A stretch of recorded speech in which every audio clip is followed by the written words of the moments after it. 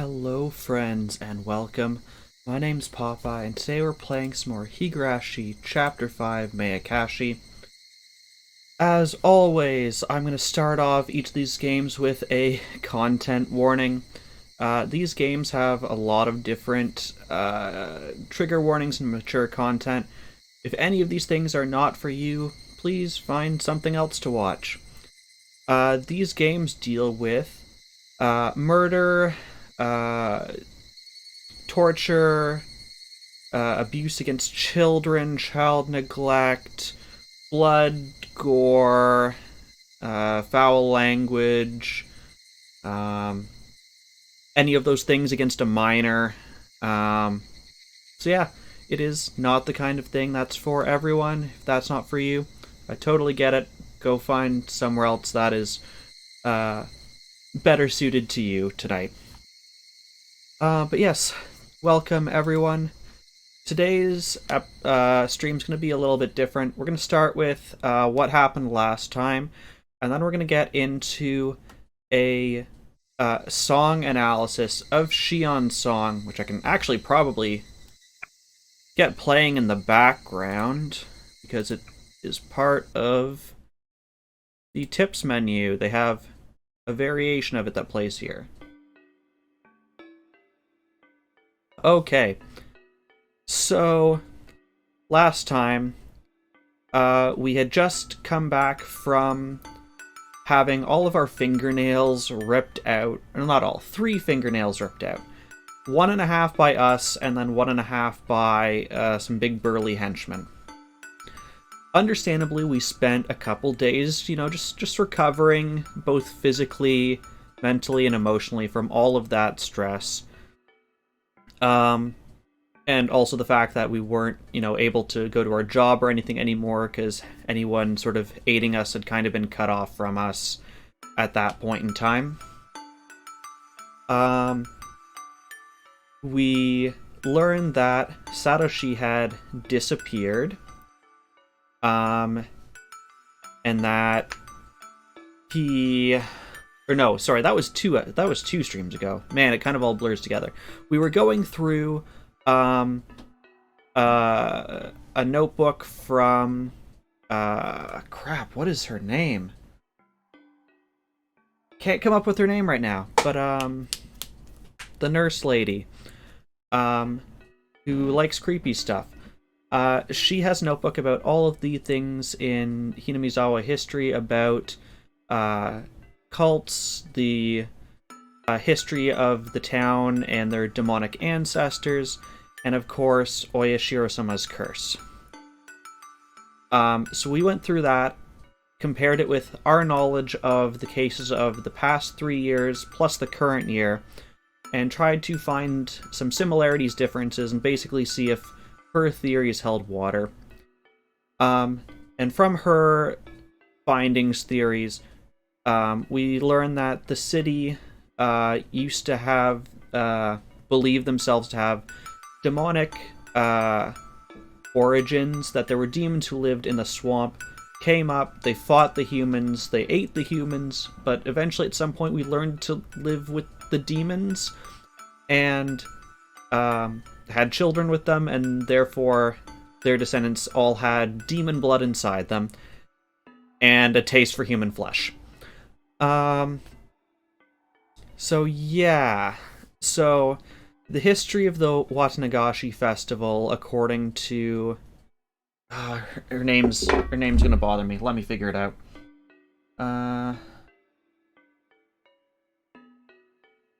But yeah, it used to be a ritual in which they would hunt a human, pull out all their entrails, and consume them. Which is a wonderful thought.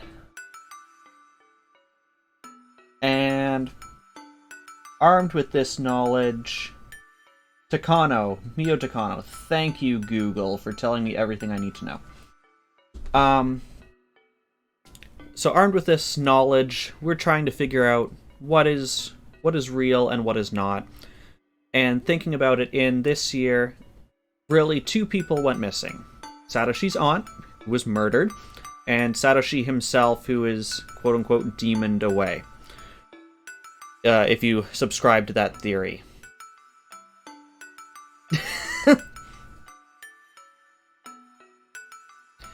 So, no, ma'am, I'm not going to repeat it so you can quote it. I'm giving a summary of what happened.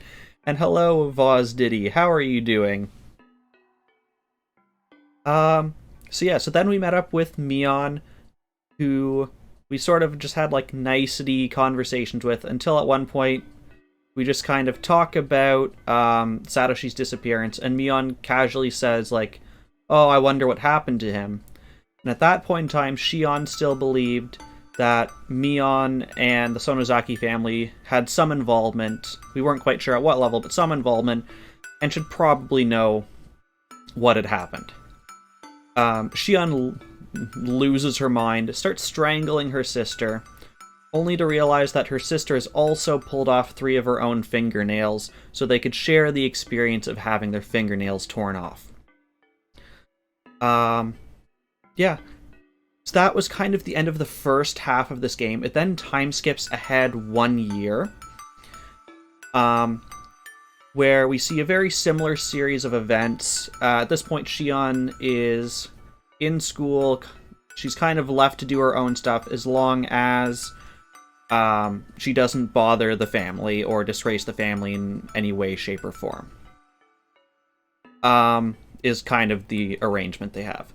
So it starts off with a very familiar thing where she kicks over some punks' motorcycles. They get pissed off, take her into an alley, and a boy comes to save her. Except instead of this time of it being Satoshi, it's the typical protagonist of the game, Keiichi, who has a lot of similarities to Satoshi in many ways. Except he's... The way I see those two characters is they have kind of the same goals and mindsets, but how they go about to do it, Satoshi is more reserved, bear with it, and Keiichi is more of an action-driven person. More outspoken, more outgoing, I guess, and assertive. Assertive, I think, is the word I'm looking for. So Shion recognizes these similarities, but there's something quite not with... She finds him too, I guess, like, rough around the edges, not as... what's the word I'm looking for? He's, like, too brash, I guess, kind of, is what it is. She still likes him, but not in the same way. We do, however, see that Mion likes him greatly. And Shion recognizes this and even pokes fun of Mion, saying, like, you know, we're twins, we kind of like the same people, but I'll let you have this one. Yeah, so we meet him, we hang out with him a little bit, and then it time skips ahead a little bit more to just before the Watanagashi Festival, and Shion at this point has had someone kind of like following her around, this spirit, this ghost, whatever you want to call it, following her around, and in her mind it is the ghost of Satoshi. To me that means he's dead, but she doesn't seem to necessarily say that. It's not outright said, but in my mind it seems like he's dead, but he's with her and she can somehow communicate with him, is how she feels about it. Then we go to the Watanagashi Festival, and this cuts back to game 2, I think it is. Yeah, game 2, where Keiichi, Shion, Takano, and I shouldn't have closed the tab, the photographer guy. I'm not going to spend time looking at it. They all break into the ritual storehouse. It speeds through it a bit quickly because you're supposed to have seen it from Keiichi's point of view in the second game.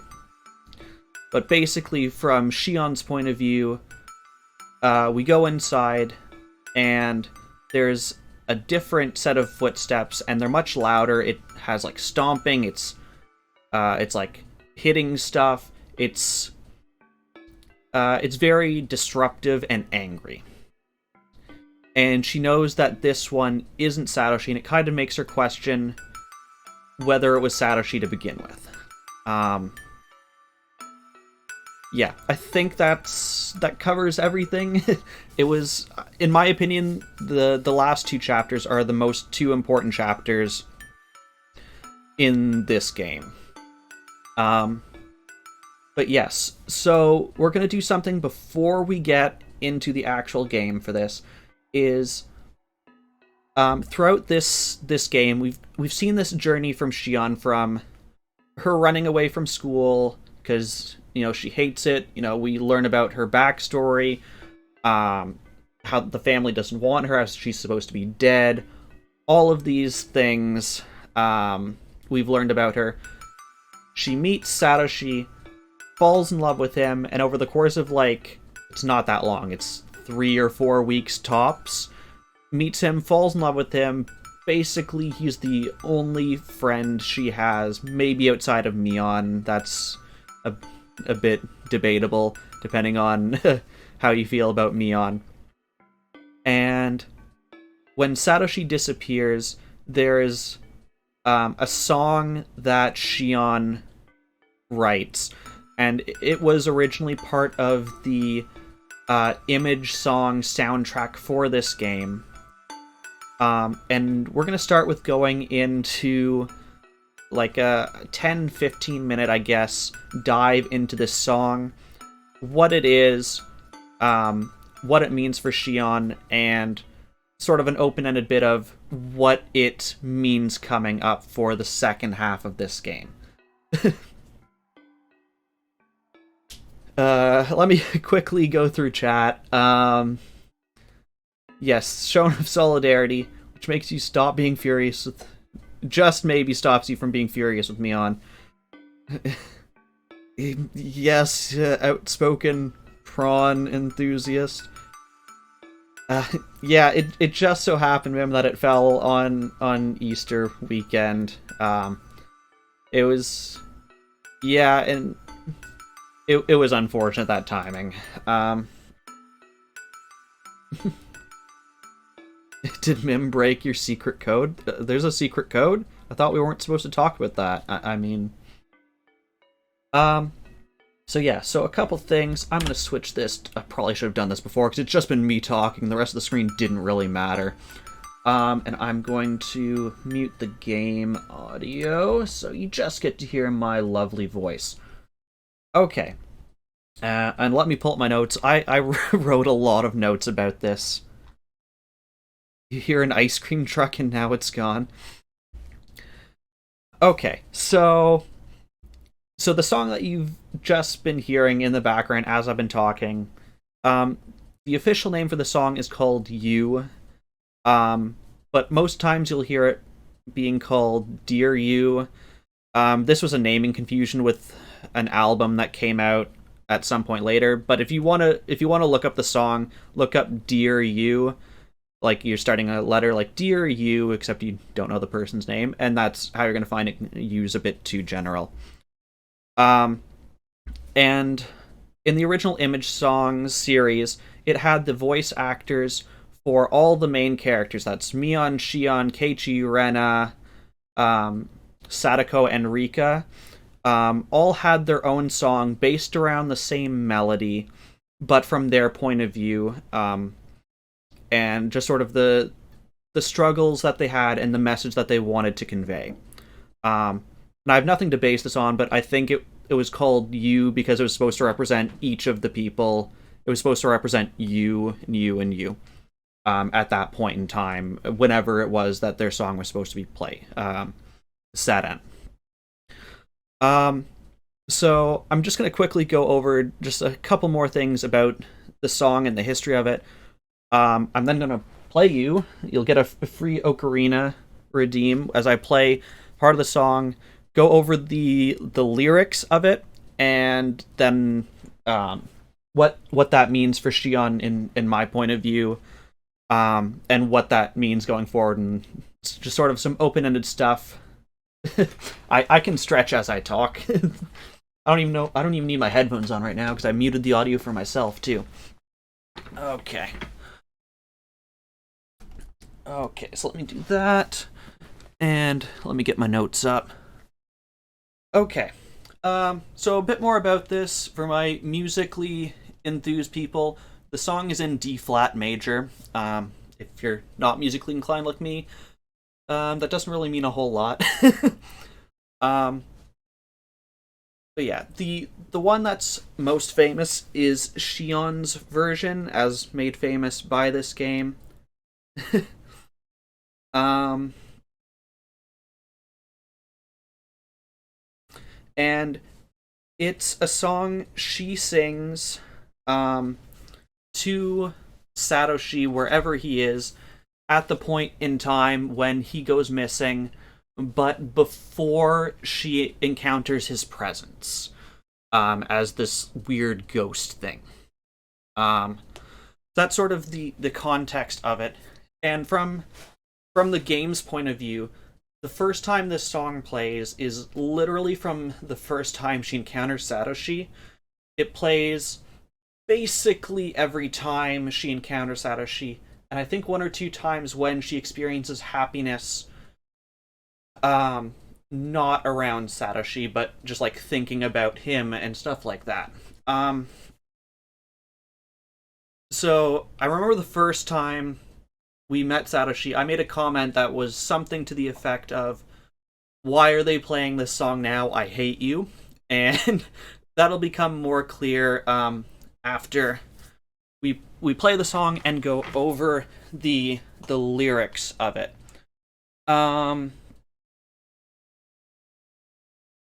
Yeah. Ooh, there we go. There is your stretch, Samuses. Okay. Oh, it's still a little bit high. Okay.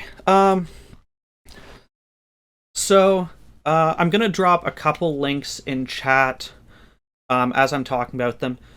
So, okay. So I like giving credit where credit is due. The lyrics, the English translation I'm taking this from is from Mocha Vampire. That is, in my opinion, the best English vocal version of the song. In terms of making the English lyrics fit well with the song. You can look up the original song. I have links for all this. If people want them, you can PM me on Discord or on Twitch, and I can get them to you afterwards. I just don't want to flood the chat a bit too much. But yeah, there is one person on YouTube. YouTube handle is Apocalyptic Salad. They made a compilation at the time of what they called all the versions of the Dear You song, which was no way all the versions. But it was a valiant effort, and it was 3.5 hours long. Of that, 3/4 of it were dedicated to official versions of the song, and 1/4 was dedicated to fan versions of the song, unofficial fan versions of the song. And yeah, I've listened to that album many times. Some of my personal favorites are Keiichi's version of the song. There's one called Rock You, which is, as the name implies, a more rocking version. But my personal favorite version of the song is the Foreground Eclipse cover called Noble, which is off their third album, Each and Every Word Leaves Me Here Alone. It's a fantastic cover. But yeah, so first thing we're going to do is, I know you heard a bit of the song, but we're going to play the melody again so you have it in your head, and then we will go through the lyrics for it. Okay. I'm going to adjust my volume because I know this ocarina is quite loud. Okay, I turned down my volume a bit. If it's still too loud, let me know. Or you turn your own volume down if it's too loud on your end. But yeah, please let me know if this is not nice sounding to your ears.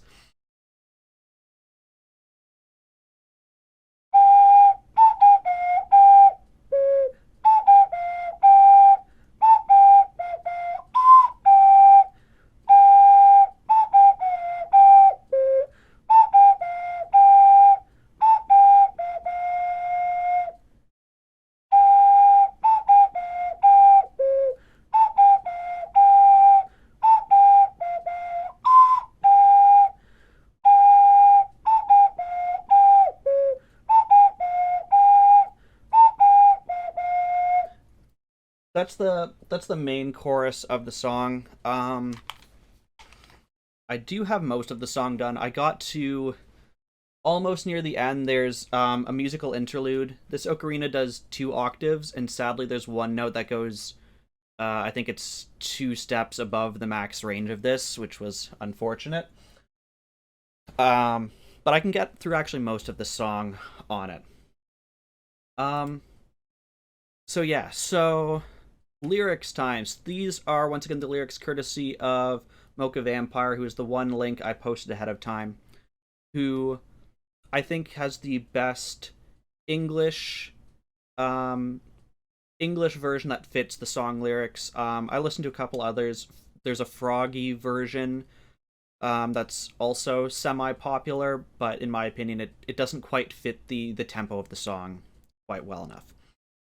Um, so yeah, so the lyrics go like this, and once again, this is Shion singing it to Satoshi wherever he exists at that point in time, after he disappears, but before he arrives as this spirit. And it goes like this. I sit and I wonder, where have you been? What are you doing now? Are you in this endless deep blue sky, high in the clouds? Um, yeah, I'm just gonna say the rest of the lyrics. My voice is not great for singing, but um, I'll probably like sing song it kind of. Now that you are gone, I finally know what I've truly lost. I lost all the things that filled up my heart up until now. Just how much you've been there, holding me up, supporting me through the years. Just how much you've made me smile, even when I'm in tears. I still can't believe or consider what has gone. It's too much to take, but my heart is beating on. I reached out my hand and struggled for a grasp, but as hard as I tried, I could not take them back. Like the wind, they slipped through my fingers like an illusion. I thought that I had them, but it was all a dream. I felt so alone, with none but despair making it hard to breathe. I've never felt like this, feeling my heart begin to break. But I still remember, it still remains your sweet, smiling face, still cheering me on, pushing me through like always. There's a musical interlude that goes on for probably about a minute. Then it goes to, let's go back in time and relive those happy days. I know now for sure it'll be better this way, where I'm always smiling right by your side, standing closely right by your side. I sit and I wonder, where have you been? What are you doing now? Are you in this endless deep blue sky high in the clouds? All that I desire is for the smile that makes me smile too. Right now, it's the only thing I will ever ask of you. So once again, those are the lyrics courtesy of Mocha Vampire, who's linked above. If you want to hear someone who's good at singing, sing it. Please give it a listen. Um, but yeah. So just some more things that I forgot to mention about the song in general. There's also a version with the entire vocal cast singing it together, including Satoshi, called Bond. In terms of all the image songs, I found it interesting only 2 characters sing about each other. Sorry, I'm gonna lower my camera just a little bit.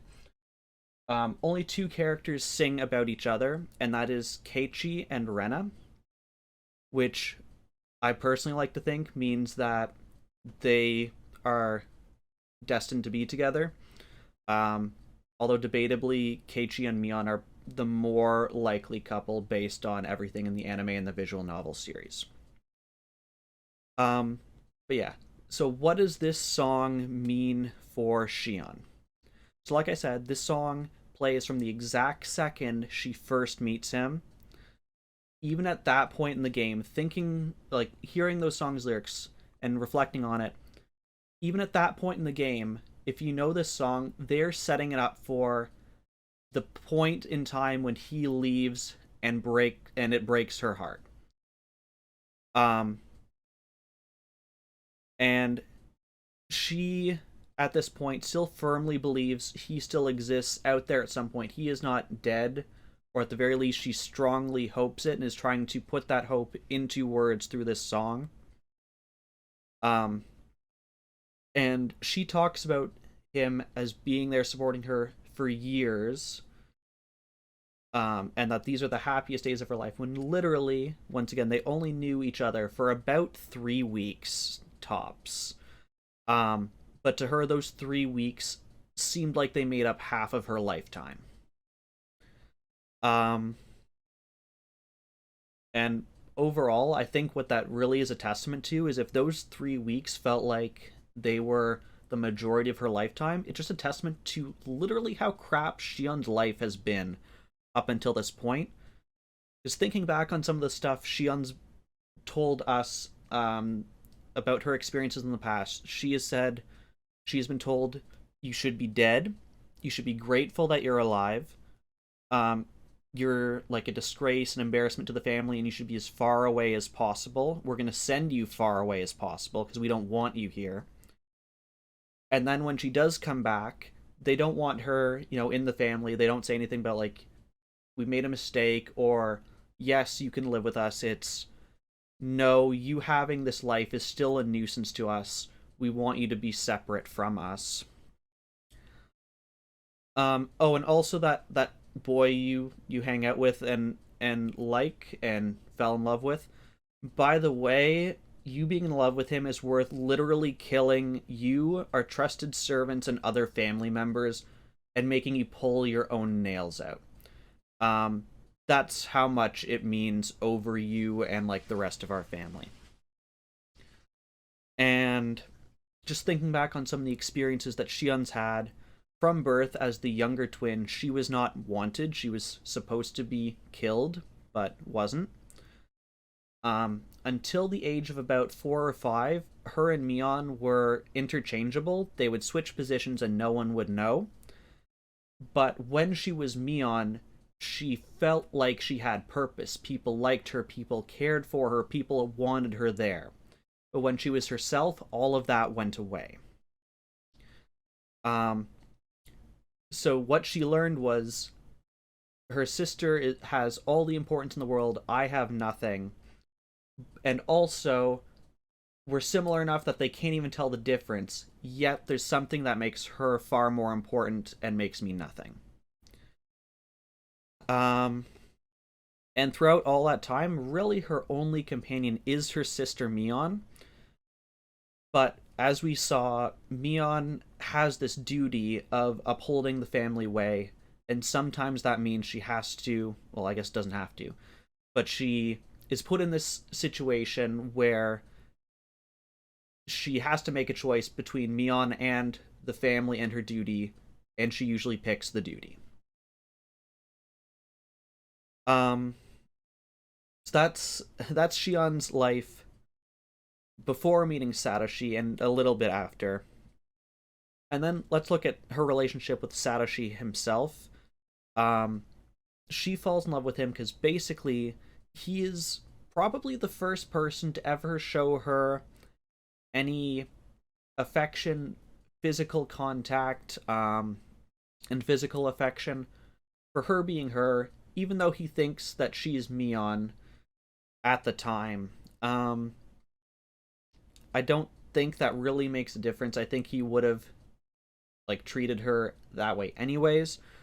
But from Shion's point of view, basically he's the only person who's ever consistently loved and cared about, maybe not loved, but cared about her in her life. Um Probably she's a little bit naive, falling for this first person to show her that. Um, but really, if we look at Shion, what she's driven by at this time is her feelings of insecurity and just lack of feeling wanted, feeling loved, feeling respected. And Satoshi's there to give her some of that, to give her something that no one else really has been capable or willing to do in the past.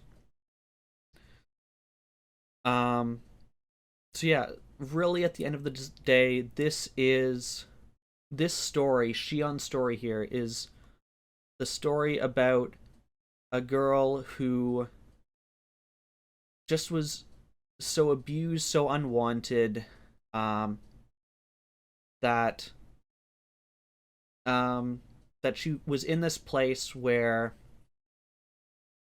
all of these things happened to her, where she would fall in love with the first person who treated her like a decent human being. And I think at some level, I think she confuses that with love at some point.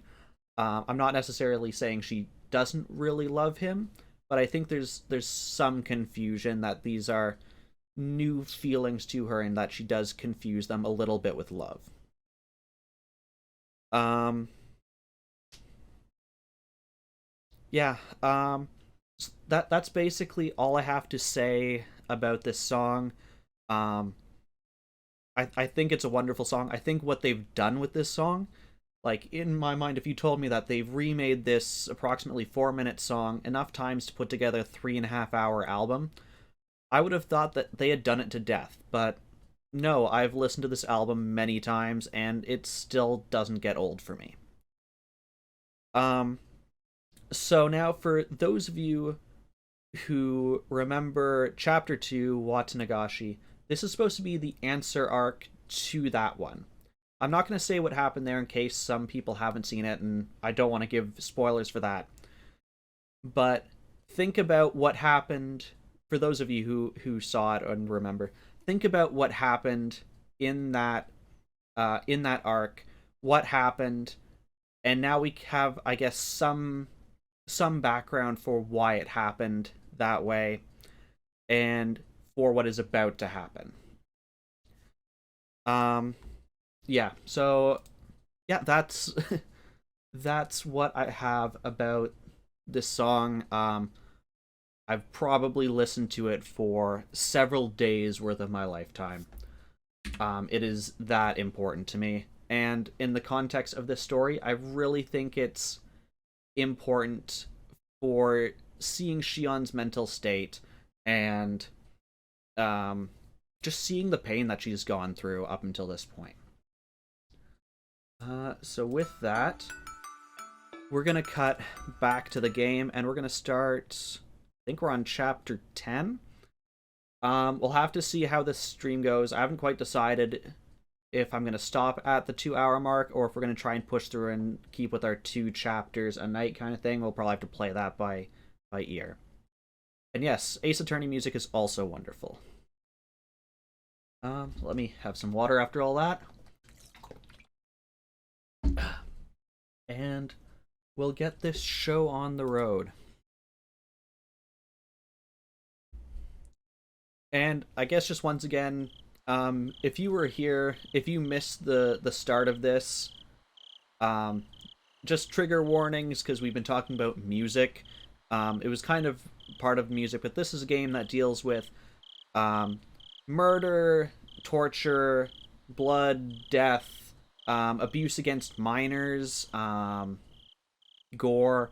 If that's not your thing, please find something else. If you're staying, we will dive into it. And yes, Samus says, if you need to go to bed because you're sleep deprived, go to bed.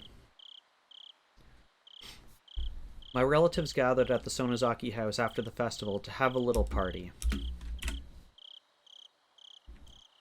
I mingled with my uncles and had fun. We don't like uncles here. I was trying to get rid of my eerie memories of the ritual storehouse. Mion was acting as the successor, so I tried to stay away from her. I'm sure she would feel weird if I talked to her in a formal way. That was something I haven't even considered, is when Mion is the acting head at these like family meetings, Shion has to treat her as if she's the head and speak to her with formal language, which isn't something she has to do when, it's just the two of them. So just even that like mindset change of when we're in this situation, I have to treat her with this amount of respect and authority kind of cements that they are not the same. In consideration of the hag's old age, we ended the party around 11 p.m. We all helped to clean up, with the women washing the dishes in the kitchen, and the men folding the tables and putting them away in a storeroom. It only took about 30 minutes, then everyone left, one after another. By then, Mion was no longer acting as the Sonozaki successor, and was back to being her normal self. Oh, I'm realizing I forgot to bump up my audio after the music bit. Sorry about that. I've probably been a little quiet. There we go. I'm back at regular volume. Maybe I overexerted a little. I was lying on the tatami floor. Kasai asked me if I could get in the car, so I told him I'd rather not move anymore. 今日泊まってってもいい？ここで寝ちゃいたい。バッチャに見つかると怒られるよ。で、それよりシオン、明日は学校じゃないの？明日は開校記念日だからいいの。あんたの学校、開校記念日年に何回あるわけ？ Many times a year does the school have its anniversary. まあ、いっか。じゃあ、笠井さん。シオンは今夜はうちで預かります。わかりました。ではよろしくお願いいたします。ほら、シオン起きて。ここで寝てるとバッチャに怒られるって。ほら、肩を貸すから奥に行こう。私の布団貸してあげるから。ありりー、おねMim hype. My alter ego told me that I'm in a demon's stomach. I wouldn't have woken up if I hadn't heard that voice. But when I stop, he always walks one extra step. I might not have woken up at all. That's from our notebook on page 165.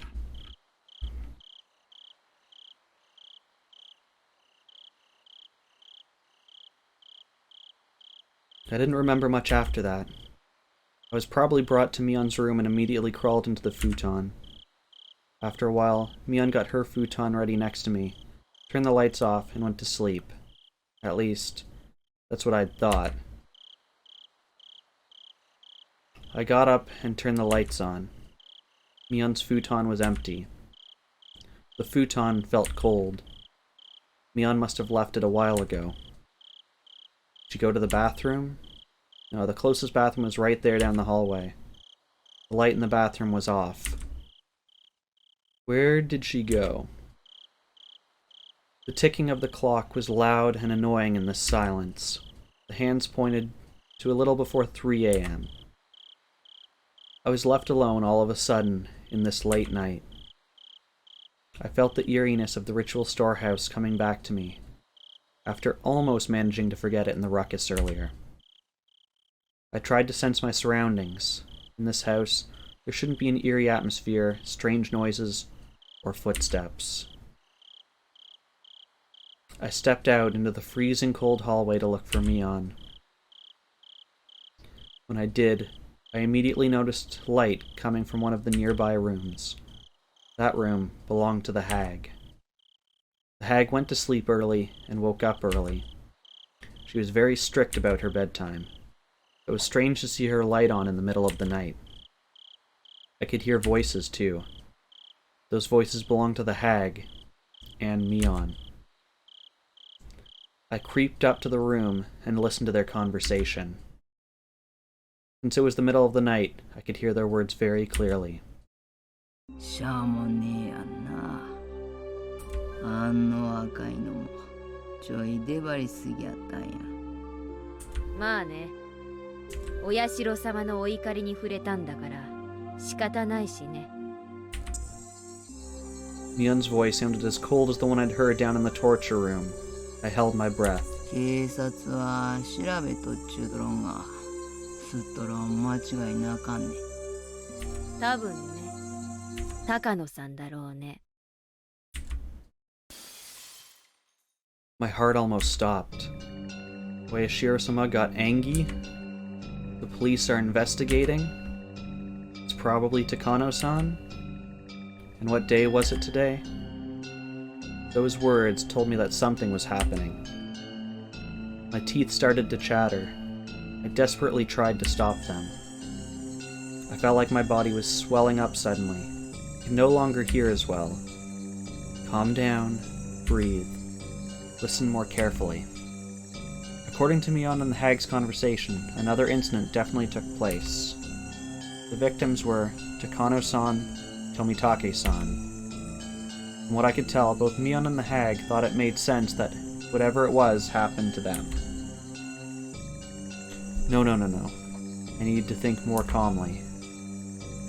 They did say they deserved it for making Oyashiro-sama angry. Did they say Takano-san and Tomitake-san made Oyashiro-sama angry?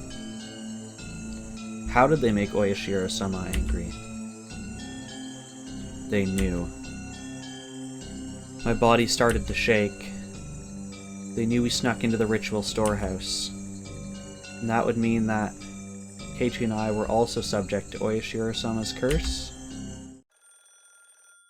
Suddenly, a phone rang. The phone was by the front door. The front door was opposite the Hag's room, farther down the hall. The ringing echoed throughout the long hallway.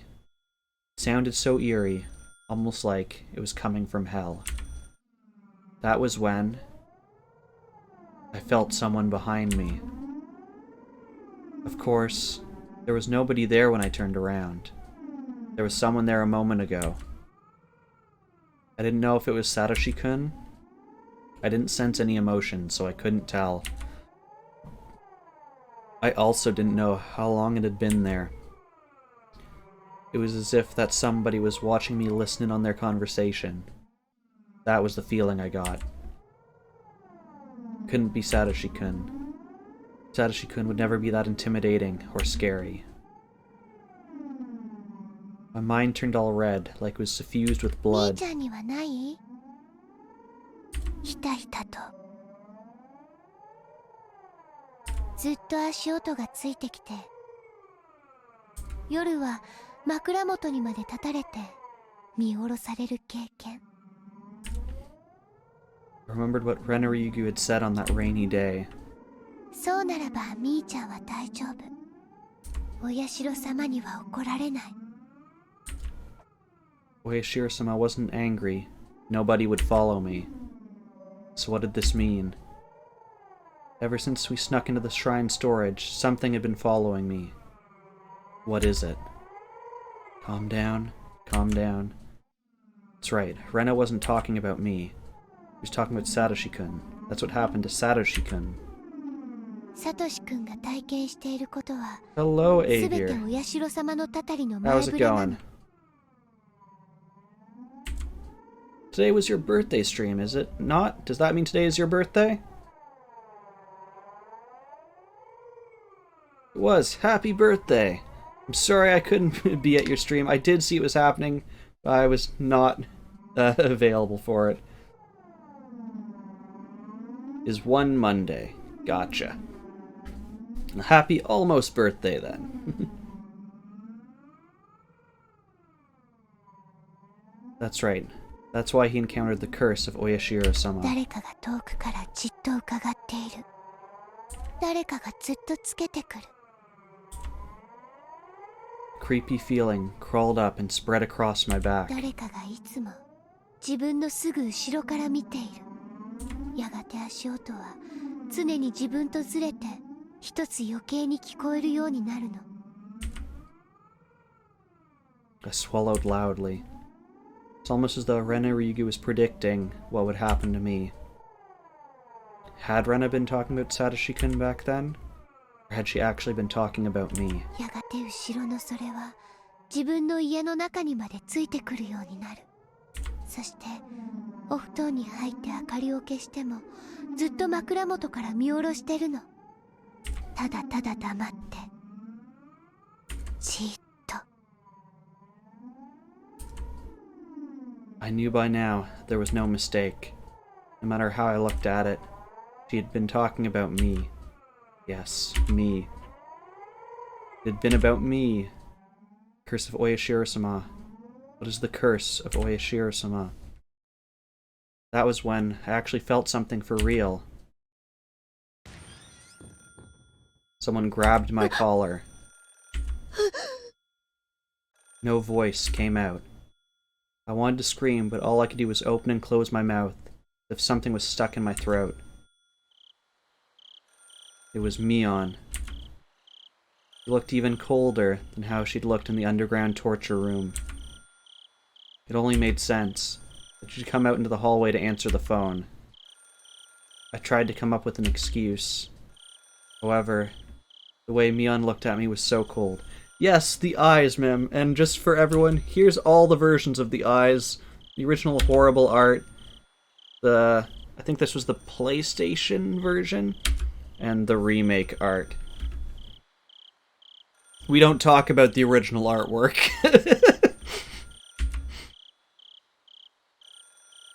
Even if I really had run into her by accident, I could tell by the look in her eyes that she wouldn't believe me. I felt cold sweat all over my body. Couldn't even move my fingers. I apologized. I could have said something to get myself out of the situation, but the apology came out first. You unfortunately had some bad actors in the audience, so yeah. That sucks. Yeah, Jackbox is one of those things, like... people can be real jerks. Ma'am, we're not bringing back the original artwork.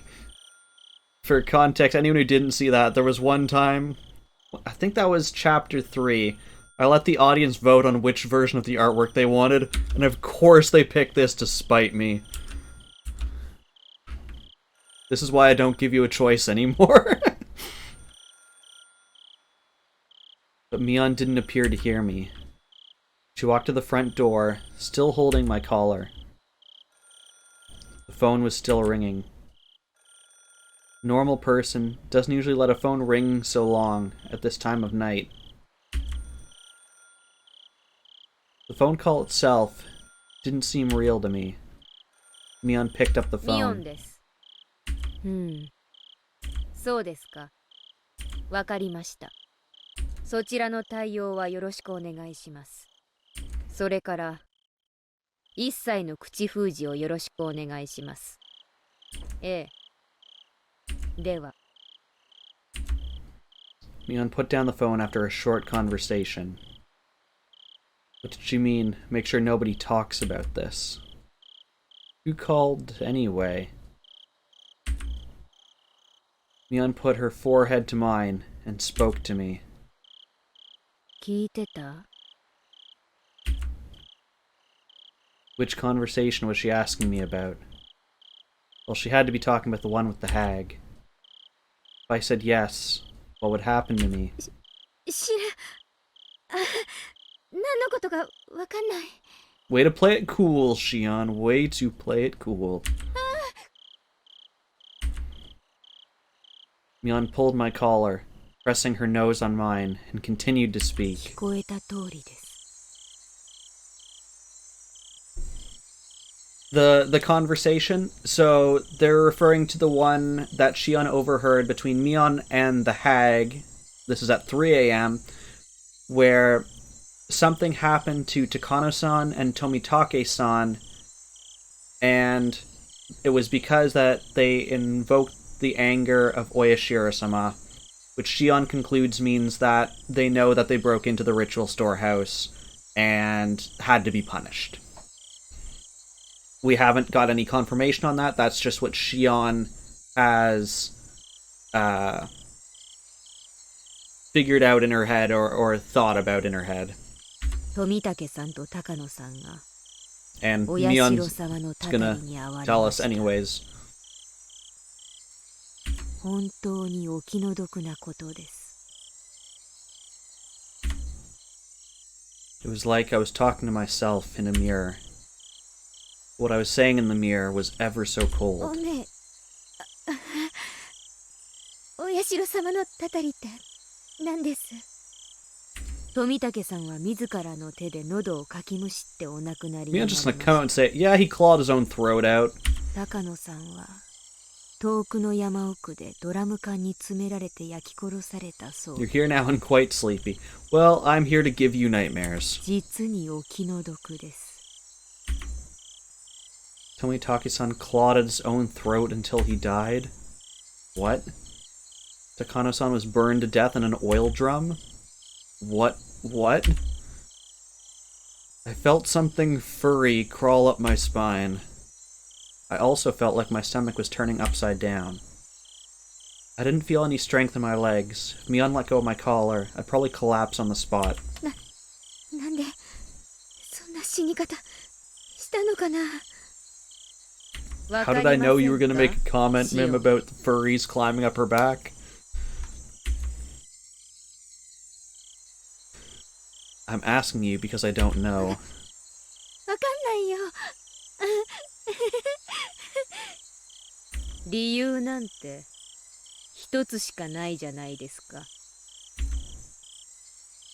Please don't talk as if I already know the answer. 理由かな。 My heart was pounding.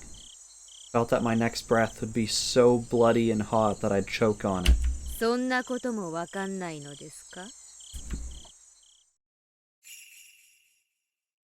It's because they made Oyashiro-sama angry. The first year it was the manager of the dam construction site. The second year it was the traders to the village. The third year it was the pacifist. The fourth year it was the relatives of the traders. I always thought that the victims were people who had something to do with the dam conflict. Since I didn't do anything against the village during the dam conflict, I assumed I was safe. I should have known. I should have known everything would be the curse of Oyashiro-sama. I knew Oyashiro-sama's anger was the curse of Oyashiro-sama. I knew Oyashiro-sama would get angry if I snuck into the ritual storehouse. But since I wasn't held responsible in any way for the dam conflict, I never thought I would be a victim of the curse. Did I ever think there would be an incident in the 5th year? Did I ever think that I'd be the victim of that 5th year incident? Tomitake-san snuck into the storehouse, and he clawed at his own throat until he died. Akano-san was burned to death in an oil drum. It must be a lie. It couldn't be true. Even if it was forbidden, just a space for storing some old torture implements. How could they be killed for just sneaking in there, especially in such gruesome ways? But I thought about it again and realized that those people were absolutely capable of doing things like that. The main Sonozaki family was capable of it. The Sonozaki family had been pulling the strings behind the series of mysterious deaths. They could do it. The Sonozaki family even kidnapped the grandson of the Minister of Construction during the dam conflict. They could do it. The Sonozaki family made Satoshi-kun disappear completely. They could do it.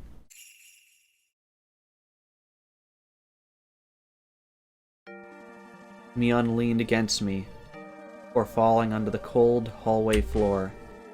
She collapsed rather violently. I usually didn't go to sleep with my stun gun, but since I was too tired and sleepy to get ready for bed, I still had it on me. I had my stun gun on me. I finally understood. I didn't know who killed them exactly, whose idea it was, or who ordered it. I didn't even know who was actually involved, but Mion and the hag knew everything. Yeah, you have a good sleep, Samuses. Take care. Satoshi-kun. Now I finally know. Now I know what I need to do. I will settle the score for you, Satoshi-kun. I will avenge you, Satoshi-kun. I won't be killed like you, Satoshi-kun. I walked into the hag's room. She was sitting up to take some medicine. Her back was turned to me. Mion and I are twins. If I acted like her, the hag wouldn't notice the difference. I didn't think she ever suspected me. I put my stun gun to her neck and pulled the trigger. I heard an indescribable electrical sound and the hag's lights went out. She fell in a twisted position. I didn't know how long it would take a person to regain their freedom of movement after getting knocked out with a stun gun. I also didn't know a stun gun could work that quickly in succession. I thought there was more like cooldown, or that they were like one use. So I had to restrain them before they woke back up. I was unbelievably calm. The key to the underground torture room was in the forbidden drawer that only the head of the family can access. Mion had told me about this once. I'd never looked for the drawer before, but I found it exactly where I thought it would be. The key was on a keychain with several of its sisters. Each had a little plaque on it that said what it was used for. Yeah, this is true. I don't know what stun guns were like in 1983 Japan.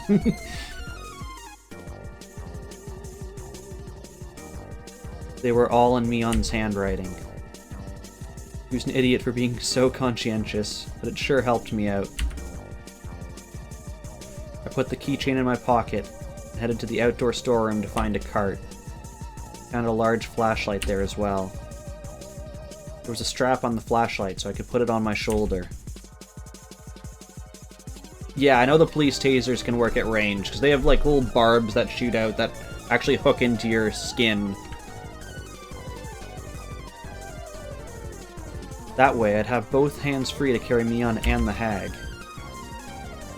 I loaded Mion, and then our grandmother onto the cart, and carried them to the underground torture room. I was prepared to use the stun gun again if they woke up while I was working, but it was more powerful than I imagined, and the hag showed no signs of waking. This was the stun gun Kasai specifically ordered for me when I told him I wanted a powerful one. I remember him telling me that it was an illegally modified stun gun and that I should never use it just for fun. I used my flashlight to find the light switch. I found it easily and turned it on. All the lights went on in the basement. Although there was now illumination, it was very dim. I moved quickly so as to finish what I needed to do before they woke up. I decided to put Mion in a cell beyond the torture room.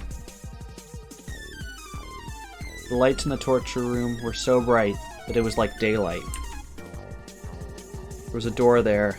I was fairly certain the cells were on the other side of that door. The proper key was here. The keys made a tinkling sound. I felt cold air coming in through the gap in the door. There must be a huge opening on the other side. I opened the door, and I saw nothing but darkness. I felt along the wall to find a light switch. I turned the switch on, and the light bulbs lit up, revealing a huge rocky cave. It didn't look like a natural cave, it looked more like an air raid shelter. There were several hollow openings with bars across them. Those were the cells. I walked up to the closest cell and checked to see if it was strong enough to confine her. I pushed and pulled on the bars. I rammed against it with all my weight and decided they were perfectly sturdy. This was secure enough to be called a cell. I opened the lock and carried Mion in. I wasn't particularly strong, just average. I never thought I was strong enough to carry a whole person. But now, I didn't need to pretend to be weak. Could easily lift and drag their bodies. I put Mion in the first cell. She seemed to moan a little. I didn't need to check to make sure. The effect of my stun gun was wearing off. I closed the bars and turned the key in the lock. Then I ran to the hag, who must have been starting to wake up too. Fortunately, there was no sign of her regaining consciousness. Maybe the difference in age had something to do with it. I looked for a table to restrain her on. I found a wheelchair with restraints for the hands and feet. I put the hag in it. Of course she didn't resist, but her dead weight made it seem like she was a huge French doll, but one made of flesh. I put her hands on the armrests and restrained them at the wrists, with the metal rings and hinges. I did the same with her feet. This must have been a wheelchair specifically remodeled to restrain a person. Other than the restraints, it was a regular wheelchair. I waited for the hag to wake up. I had so many things I wanted to ask her. I didn't think she'd answer honestly, but I had plenty of tools to make her talk. I was in no rush. When the hag had a concern, relatives took care of the problem. That was how it worked in the Sonozaki family. She was the leader of the family, so all the information they gathered would make its way to her. She must know everything that happened in Hinamizawa, including the curse of Oyashiro-sama. I heard a noise from the cell. Shion must have woken up before the hag did. Speaking of the hag, she didn't seem like she was about to wake up anytime soon. She was restrained even if she did, so I had no need to fear. I left the hag there and headed for the cell. Shion, これは何の真似ですか? She talked like the successor, but she also sounded frightened. She obviously understood the situation she was in right now. おはよう、ミオン。まさか自分が閉じ込められることになるとは思わなかった？園崎家当主代行として命じます。ここを開けなさい。声色に一つ凄みが欠けますね。当主様はもっと傲慢な言い方をしなきゃね。もっともそういう言い方ができたとしても、今のあんたは滑稽なだけなんだけどさ。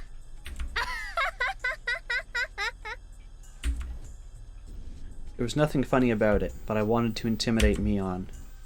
My laughter echoed throughout the cave. It was artificial and meaningless laughter.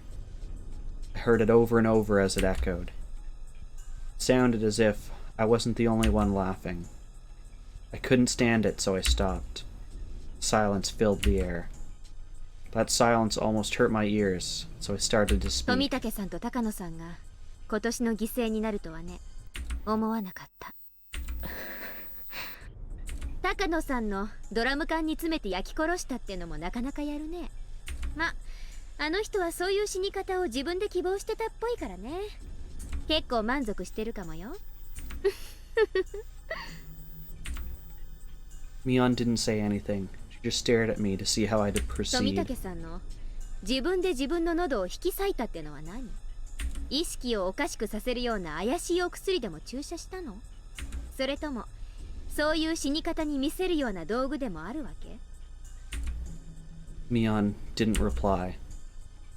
I was smiling boldly, but I became impatient and finally kicked the bars. It made a violent noise. Mion jumped as if she was kicked directly. 返事がないと退屈です。私を怒らせるとどんな得が？私が知るわけないでしょう。Mion finally replied. She was odious, but at the same time sounded pitiful. ねえ、ミオン。次期当主様。ここまで来ちゃったんだから教えてくださいな。I had just too many things I wanted to ask her.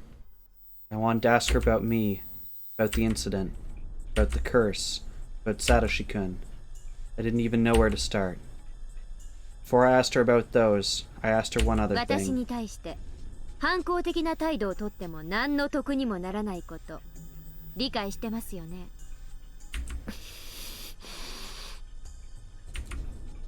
Mion glared at me silently.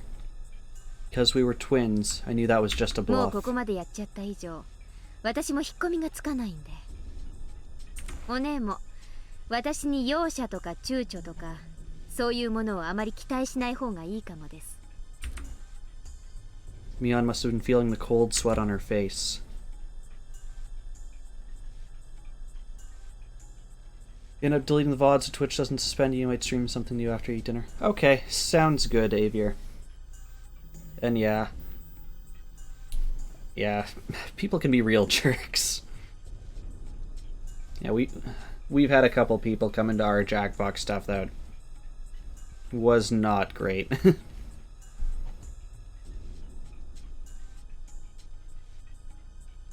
Although the light was dim, I could tell she was frightened. じゃあ聞くよ。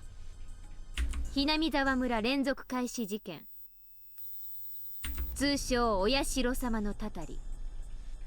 これってどういう意味があるの？やっぱりダム戦争のけじめってやつ？私は多分そうだと思ってる。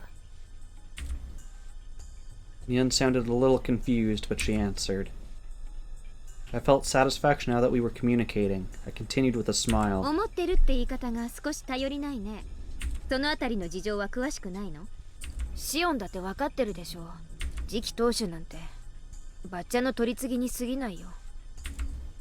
Yeah, right. その当主様と意思を疎通させて以心伝心なのが次期当主様の役目でしょ。取り次ぎに過ぎないなんて信じると思う？いつも身近にいる私だってたまにバッチャが何を考えてるのかわからない時があるもん。何でもかんでも私が理解してるわけじゃない。じゃあ親代様のたたりってのはあいつが全部独断で決めてるわけなんだ。次期当主様と相談して決めてるのかと思ったよ。やばい話は全部バッチャが一人で決めてる。私なんか預かり知る余地もない。でもばあさんの独断だとしたってあいつはあんたを介してやり取りしてるわけでしょ。そのあんたが何も知らないなんてあるはず。違うよ。私なんかを介していない。私にだってよくわからないんだけど、私が陽の部分を取り継いでるとしたら陰の部分を取り継いでる誰かがいると思う。誰？その影の部分の取り継ぎって。知らない。誰かを招いて話してるとことか電話をしているとことか見たことない？強いて言えば毎年お社様のたたりの時期になると連絡量がどっと増える相手ね。わかんない。心当たりなんかないよ。Mion shook her まあ head. いいや。じゃあ質問を変えるね。今年のたたりの富武さんと高野さんはダム戦争に直接関係してないのになぜ犠牲に選ばれたの？やっぱり西宮殿に忍び込んだから？ As soon as Mion heard the words ritual storehouse, her expression shifted. 西宮殿に？フルテ神社の西宮殿を犯したの？ありゃ。知ってるとばかり。そんなことをしたらバカ。当然だよ。Mion muttered bitterly while shaking her head repeatedly. Mion's reaction made me realize the true meaning of the forbidden storehouse for ritual implements. The ritual storehouse is a sacred building, so nobody can go inside. Curse will fall upon any who disobey. Any child would know that rule. However, just because they knew about it didn't mean that they all believed in it. Although they were told they would be cursed, most of the kids actually enjoyed hearing the stories. They simply didn't believe it was true. However, Mion's reaction told me it absolutely was. If they actually did that, of course something would happen to them. She was saying that if someone snuck into the ritual storehouse, that person should be killed. 私がこっちに帰ってきて以降、たまにミヨンとは認識が食い違いますね。そりゃ私だって西宮殿が迂闊に入っちゃやばいとこだってのは知ってますけど、あんな死に方しても当然だってほどやばいとは思わないんだけど、私たちだってその程度の認識じゃなかったでしたっけ？それはシオンがよく知らないだけだよ。すみませんね、よく知らなくて。説明をいただいてもよろしいですか？そりゃシオンの言う通り、子供の世界ではヤバいとかたたりがあるとか言ったってどうせ迷信に過ぎないだろう。でも大人にバレたらかなり怒られるんだろうなって程度の認識だと思う。でもね、ひなみ沢の古老たちにとってはそんな甘いものじゃないの。 Mion explained to me how the elderly people blindly believe in Oyashiro-sama, and how sacred the festivals are to them.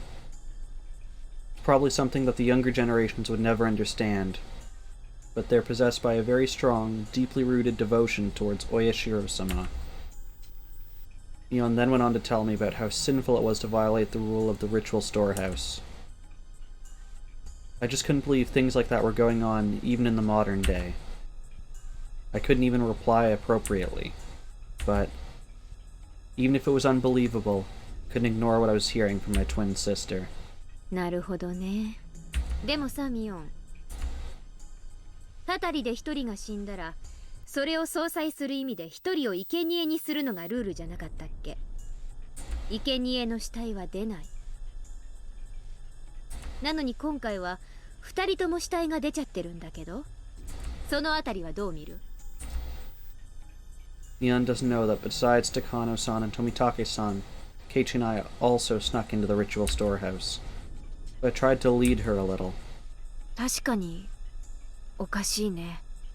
高野さんの焼死体は見つかっちゃいけなかったってことなのかな。本当は高野さんは失踪ってことになるのがパーフェクトだったのかな。あるいは自信はないけど。何？根拠なんかいらないから言ってみてよ。怒らないから。 Mion hesitated a little first, and then started to 最 speak. 後殿に忍び込んだのは実は4人とか。それでもう2人は生贄ってことで鬼隠しになってるんじゃないかな。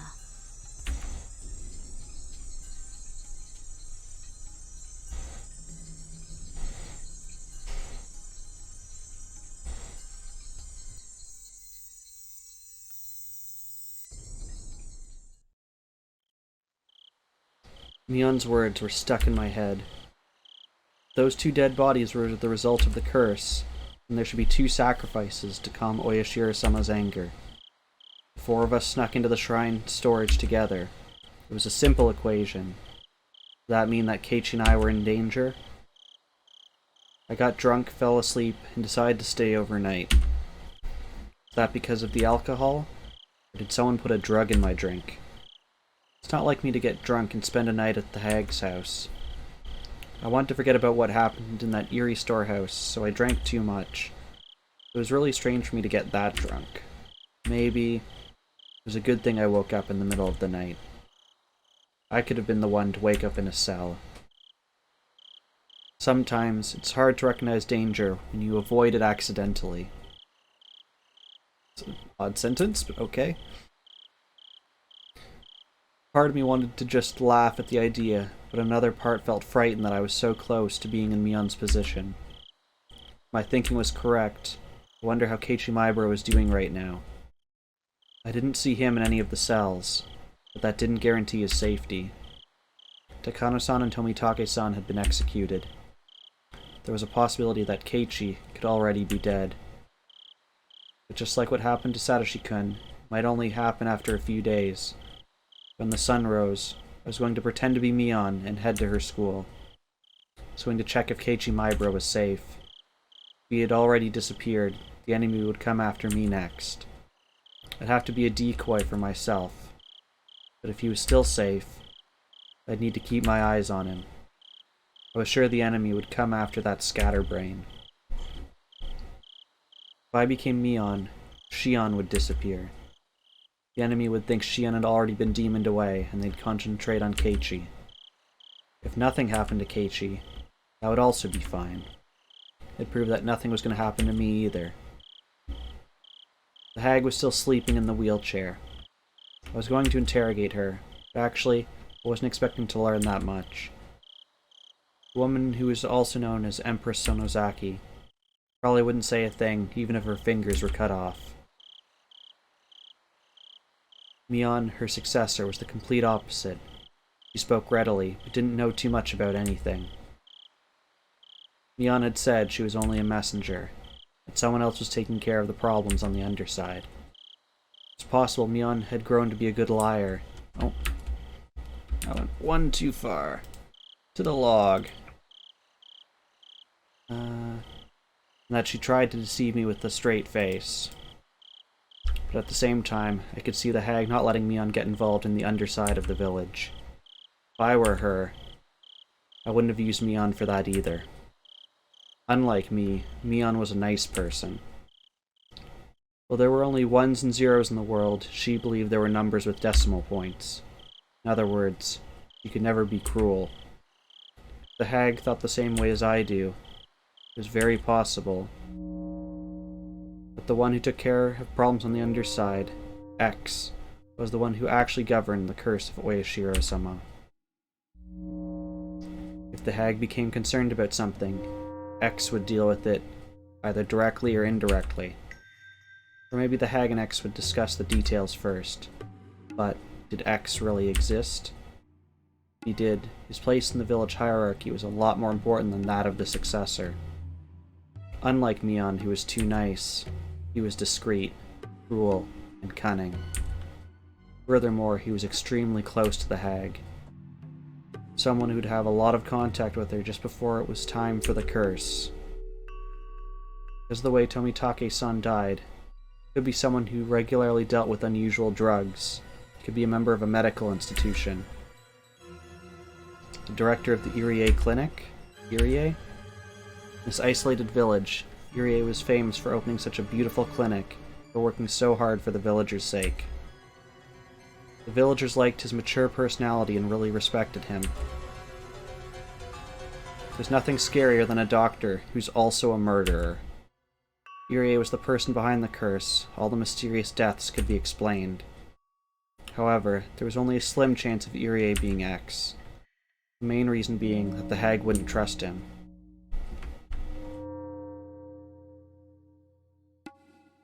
Something to think about. Shion could have actually been a great successor. Shion, could have and should have been the other way around, ideally. Yeah, I think there is something to their personalities, but it's also, if their roles were reversed and they grew up in the alternate environments, how would that have shaped them growing up?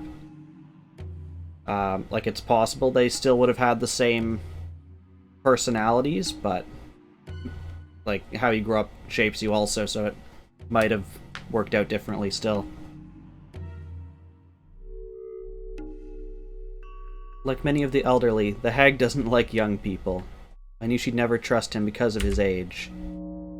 Furthermore, she had openly criticized his behavior among the relatives once. Although Irie was famous, he was an outsider after all. He wasn't born here. He tried to maintain a good relationship with the villagers as the director of the clinic, but that was just on the surface. Yeah, they described how they were up until it's 4 or 5 years old. And after that, from that age, they were raised separately. I couldn't even imagine the hag telling him about her worries, or about the village's underside. If she was as suspicious of others as I was, then she'd only gather trustworthy people to deal with that underside. The first people that came to my mind were the leaders of the 3 families. Leaving Rika-chama out, the head of the Kimiyoshi family was a strong possibility. He was the only one who could advise Empress Sonozaki. They were of a similar age, and everyone knew that they were very close outside the family councils. Furthermore, as the mayor, he often went to the Sonozaki house just before Watanagashi to discuss festival preparations. I could easily picture them talking privately. Yeah, I agree, Mim. I do agree with you.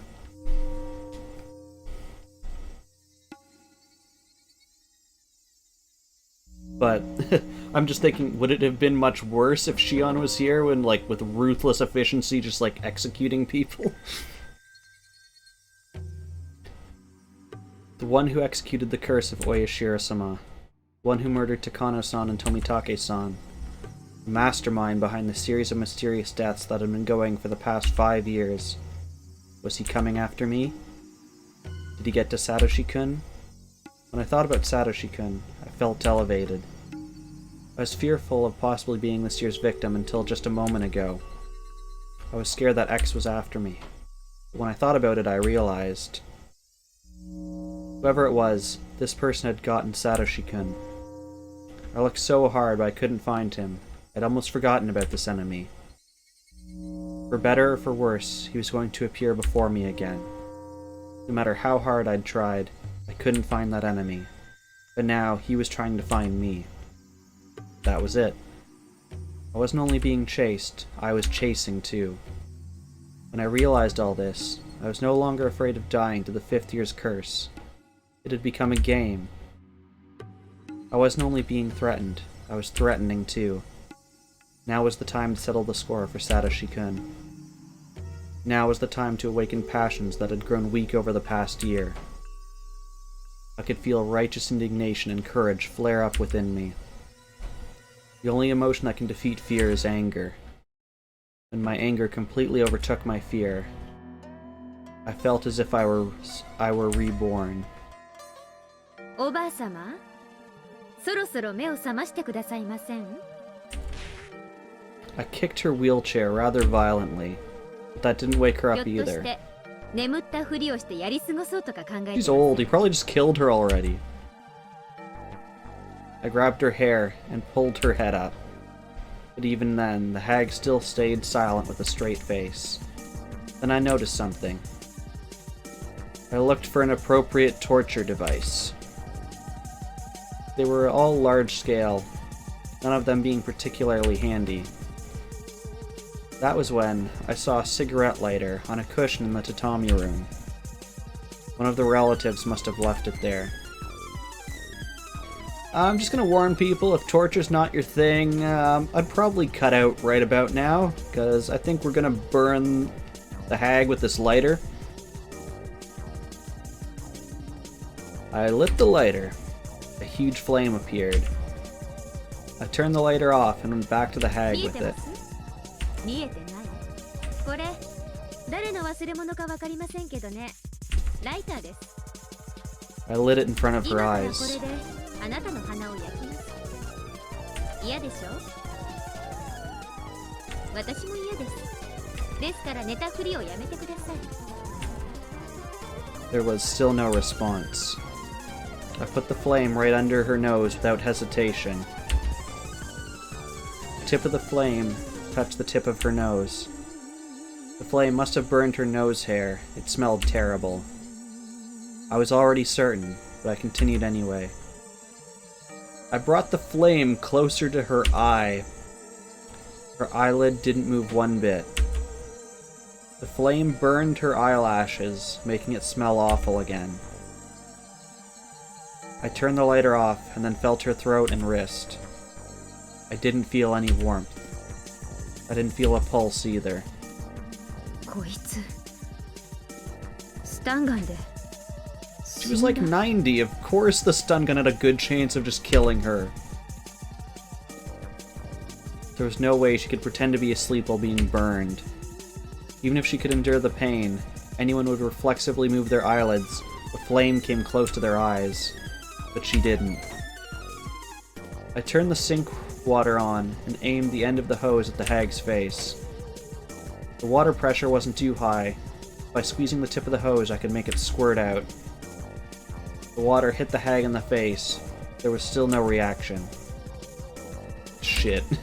Gotta be kidding me. She's dead. The one who was at the center of everything is dead now. I knew she wouldn't talk, but I didn't expect her to end up dead. I'd never even thought of killing her. I walked around the room restlessly. I didn't feel guilty, but instead felt frustrated with what I'd done. Come on. I need to calm down. What do I need to be afraid of? Calm down and stay cool. Calm down. Stay cool. I can feel my brain starting to calm down. My emotions cooling down with it. She was my true enemy. It was just that I killed her before confronting her about it. Sooner or later, I would have killed her anyway. She wouldn't have said anything in the first place, so there really wasn't a reason why I should let her live. I didn't realize that until now, and that's why I got frustrated. My revenge for Satoshi-kun started, the unexpected death of my grandmother. It was such a strange feeling, like I was wearing sopping wet clothing. I replaced that feeling with anger. I couldn't forgive her. I couldn't forgive the hag for abusing the Hojo family, including Satoshi-kun, for so many years. She cornered him psychologically as well as physically. She didn't deserve an easy death from a stun gun. I picked up a whip that was hanging on the wall.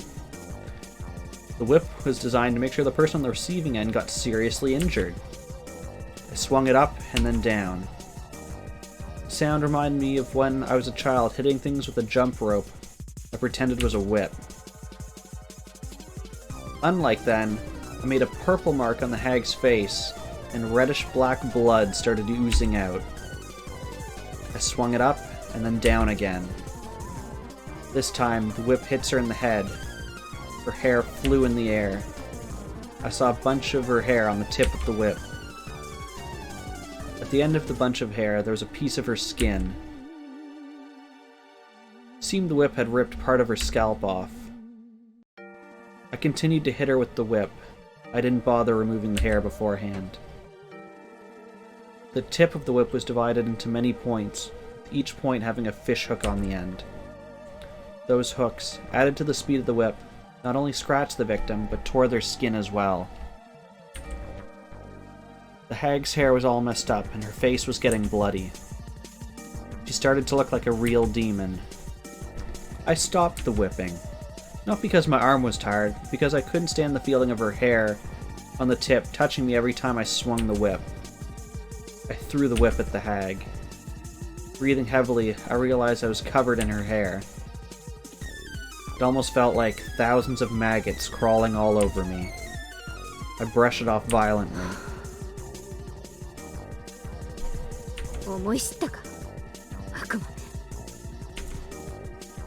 I put my hands on my knees and exhaled roughly. It was then that I noticed it. I perked up and turned around. There it is. The person who had been watching me. So I snuck into the shrine storage. I sensed this person sitting in the tatami room. It enjoyed watching me torture my grandmother. An overwhelming emotion started to swallow me up. I tried desperately not to feel it.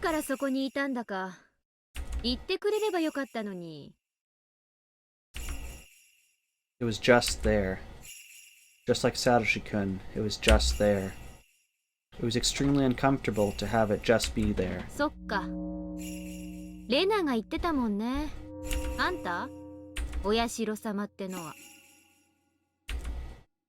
I smiled boldly, and yet I could feel my body shivering.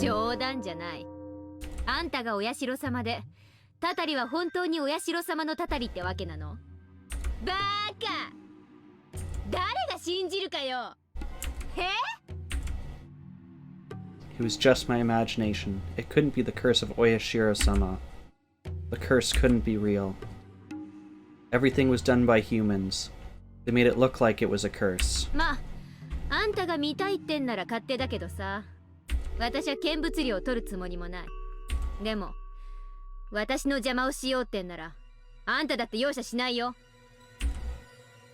No matter what I said, nothing happened.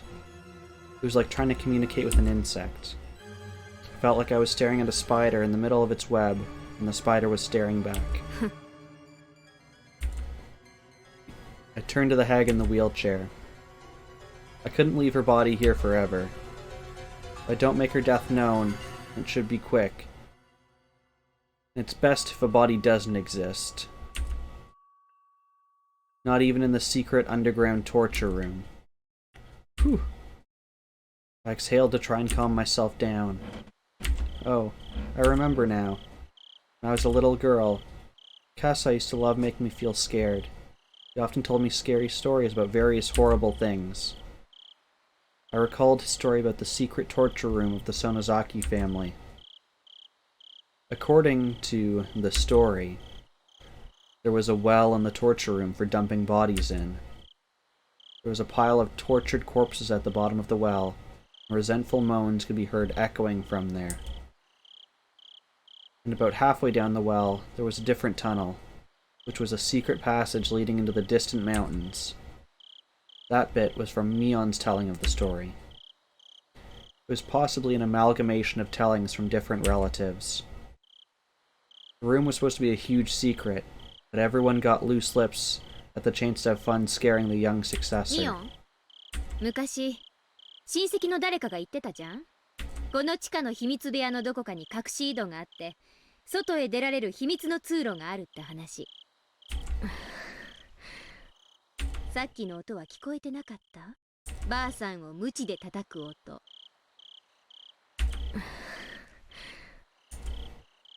Mion didn't reply, but I saw her bite her lip. 大丈夫。あんたは叩かない。でもね、あんたが不愉快だとばあさんをもっと叩くかもしれない。今度は鞭なんかじゃなくて。そこの奥。暗がりにも牢屋があるでしょ。その中。Mion pointed weakly. I walked down to where her finger indicated. The light bulb lit up the cell.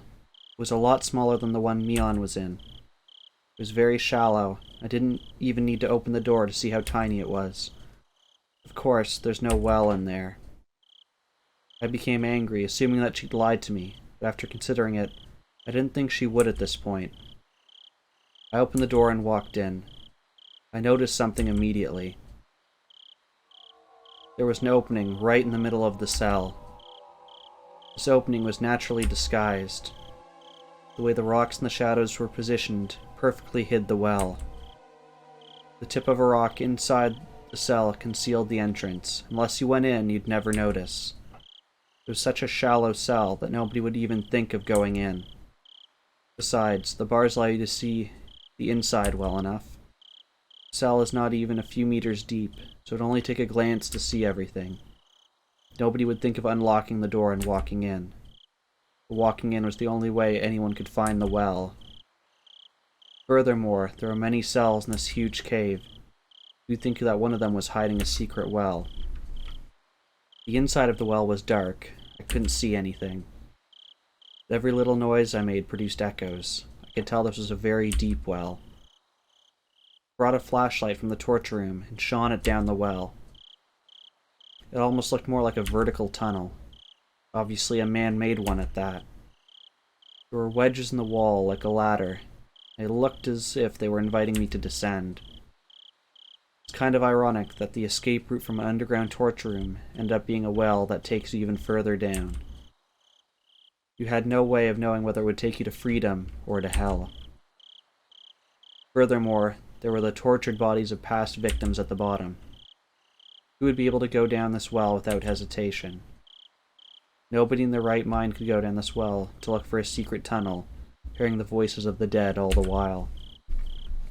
ミオンはあの井戸降りたことあるの？降りたくもない。それに関しては著しく同感。この秘密部屋の犠牲者たちが放り込まれた井戸になんか好き好んで降りたくはないもんね。I went back to the torture room and then returned to the cave, pushing the wheelchair containing the hag. Mion screamed. シオン、バッチャを落とすけ？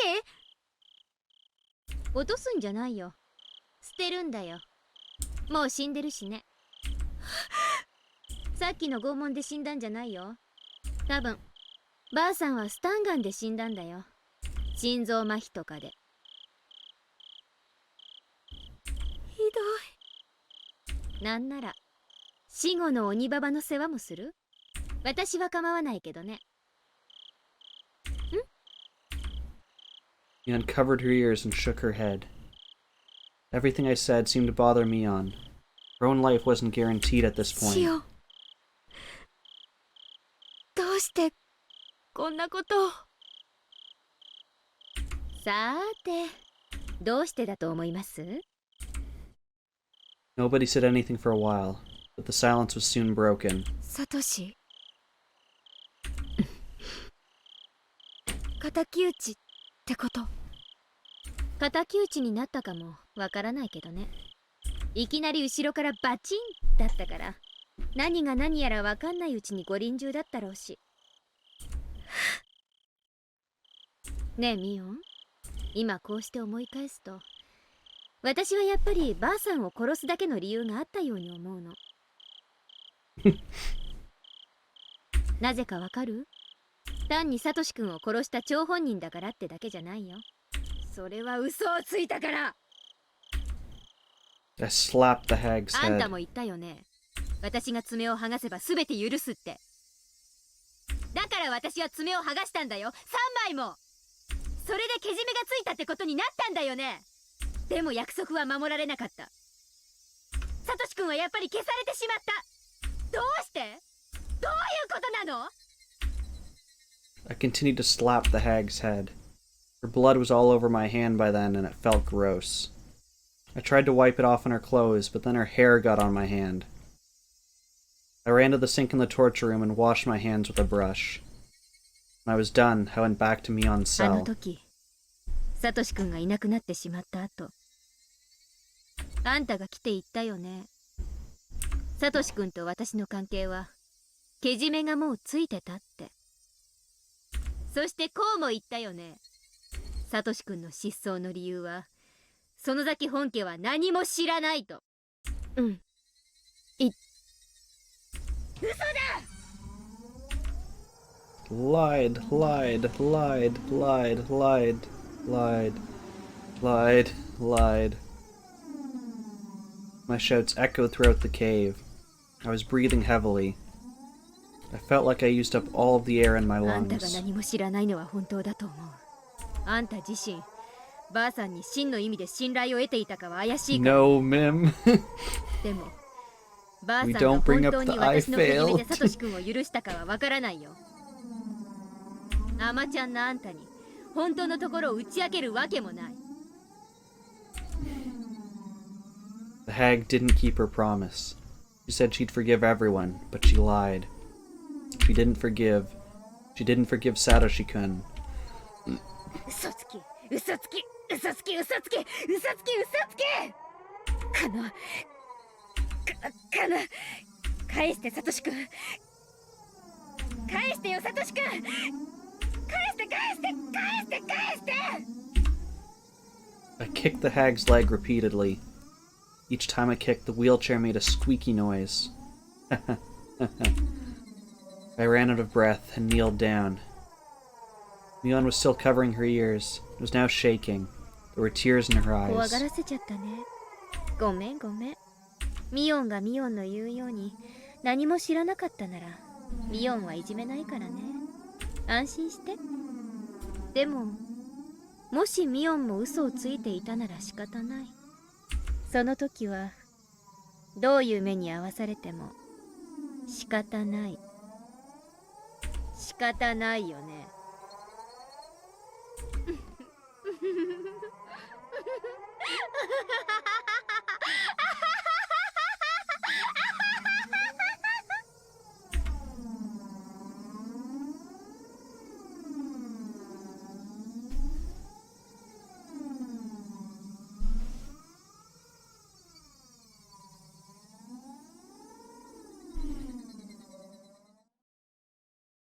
Okay, that was the end of this chapter.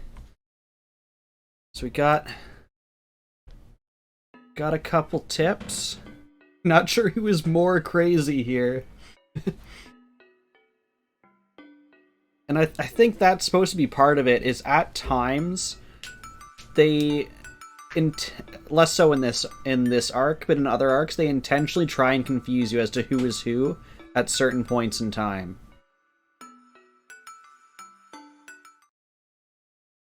Okay, so this is page 183.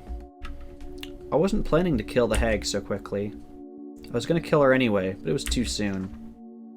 People would normally assume that the Sonozaki family operates as a hierarchy. That's not true. It's actually more like a system of government. Several ministries stem from the main family, and each forms a hierarchy of its own. These ministries don't communicate with one another. People who belong in a given ministry don't know what other ministries are doing. That way, the Sonozaki's family dealings are kept perfectly secret. Of course, the most important people in the family govern several ministries. They know, of course, about their own ministries, and they know a little about the ministries their relatives run, but none of them know everything. There are ministries that work in the open, there are ministries that work unseen, and there are some smaller ones that Oreo runs herself. Mion seems to know about most of them, but she doesn't necessarily know them all. In fact, she didn't know about the curse. Considering that, the fact that the hag died before I could interrogate her is a huge loss. And then this is 2 days later, 185. The head of the Kimiyoshi family was the one who called the main house most often after the 5th year's curse. My father called the second most. My parents were still high in the hierarchy, but the stir caused by my mother's disownment still hung over us, so we got treated as outcasts.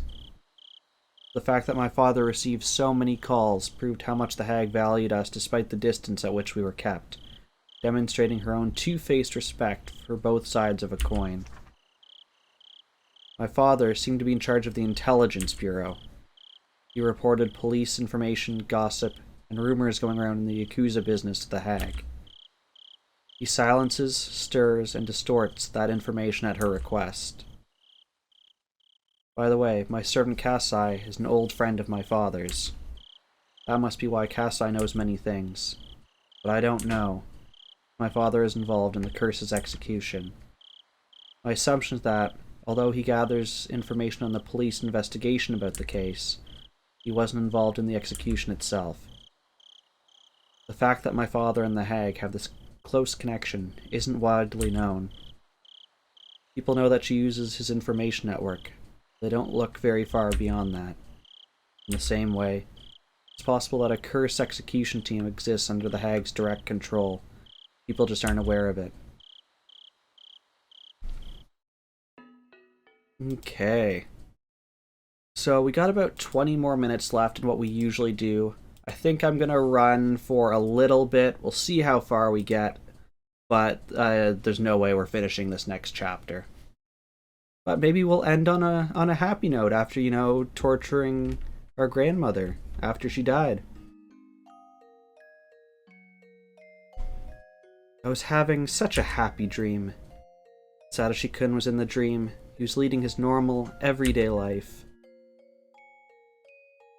He was back on the baseball team. Irie and I acted normally around him, because we knew that's how mature people should act. We welcomed him back, as if he had been here with us the whole time. Although he hits well in practice sessions, he still doesn't do well in a real game. Come on, Satoshi-kun. 3 strikes already? I'm cheering for you. Then Satoshi-kun pouted as he mumbled.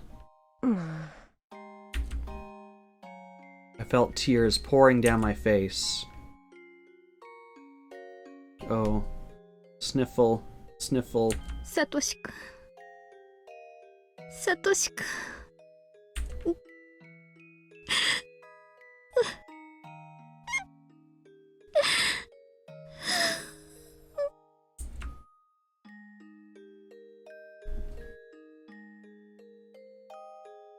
The happy dream faded out with my sobs. The harder I tried to focus on it, the faster it faded. Soon, it was all gone. I could see the bright morning sun through a crack in the curtains. I was in Mion's room at the Sonozaki house. When did I come back? I was crouching in the corner of the room and crying. A dream is a dream. I wished I hadn't woken up. But one must wake up from a dream. We live in a world where there are no dreams, and that's why we always wake up. But I wasn't sure if I was the only one dreaming that dream, because I felt like Satoshi-kun was right beside me. Satoshi-kun? 帰ってきてくれたんだ。 There was no reply. That was the rule. It was Satoshi-kun. I wish she'd just smile at me just once. But Satoshi-kun's presence faded away, as if he were never there to begin with. I heard the phone ring by the front door. Ah, that's right. I was the only one in the house now. I had to answer it. I got up to walk to the front door. I felt unsteady, so I put my hand on the wall to support myself. I hardly got any sleep. It was like I had a bad cold. The phone continued to ring. I probably didn't have to answer it, actually. But I was still half asleep, and all I could think of was answering the phone. はい、園崎です。朝早くにすみませんな。君吉でございます。おばあちゃんまだお休みですかな？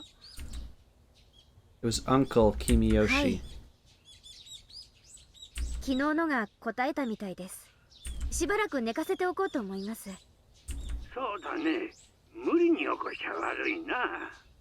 ミオンちゃんもこれから学校だよね。じゃあ枕元に伝言を置いといてもらってもいいかな。わかりました。何と伝言しましょう。昨日の件で緊急に役員会を開くことになったんだけど、それをね、今日の夕方の5時から神社の集会所でって伝えてもらえる？わかりました。伝えておきます。As soon as I put the phone down, it rang は again. い、園崎です。早朝から申し訳ありません。葛西と申しますが、ミオンさんですか？ If one person should know who we are, it should be お Kasai. はようございます。笠井さんですか？おはようございます。シオンさんはまだそちらにいらっしゃいますか？ I wasn't panicked, but I hesitated. I could tell him no, or I could play both Mion and シ Shion. オンはさっき顔を洗ってました。呼んできますね。I decided to play two parts. I went back and forth down the hallway and picked up the phone again. 笠井？おはようです。おはようございます、シオンさん。今日は登校されますか？するわけないです。たるいし。まあそんなとこだとは。それでシオンさん、沖宮へ帰る足はありますか？若いのに迎えに行かせますが。君吉のおじいちゃんとかそのあたりに送ってもらおうかなと思ってます。私のことは放っておいてくれて OK です。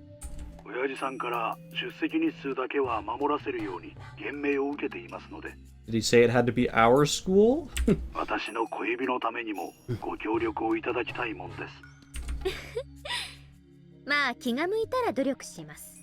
それより笠井、聞いてる？聞いてるとは？昨日のあれ。一応は。I love how she whispers even though there's literally no one else here, because she has to pretend that the others are listening. これまでのタタリの犠牲者はさ、みんなダム戦争の時の戦犯だったわけじゃない？それが今年はちょいと路線が違う感じですよね。どう思う？さあ、私の預かり知るところの話ではありません。Kasai wasn't the type to talk too much. If it was about something complicated, he'd usually respond like 夕べの that. 犠牲者の2人がどうしてお社様のタタリを受けたか。いいえ。実は夕べちょっと聞いた話だと、なんか綿流しの最中に最後殿にこっそり忍び込んだらしいよ。鍵を針金か何かで開けて。Kasai went silent for a while. I held my breath while waiting to see how he responded. I expected him to say that he couldn't believe those people were chosen as victims just for sneaking into a storehouse.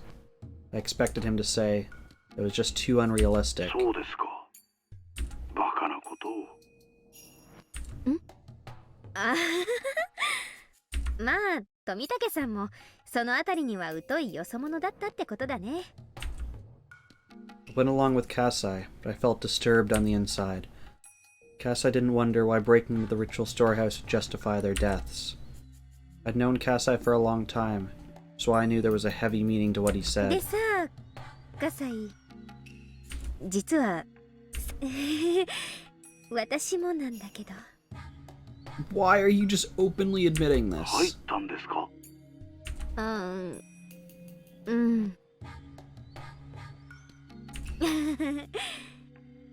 西宮殿に？シオンさんが？うん。高野さんに一緒にどうって誘われてさ、高野さんと富武さん、そして私と、ほら、前原屋敷に引っ越してきた圭一って男の子と一緒に4人で。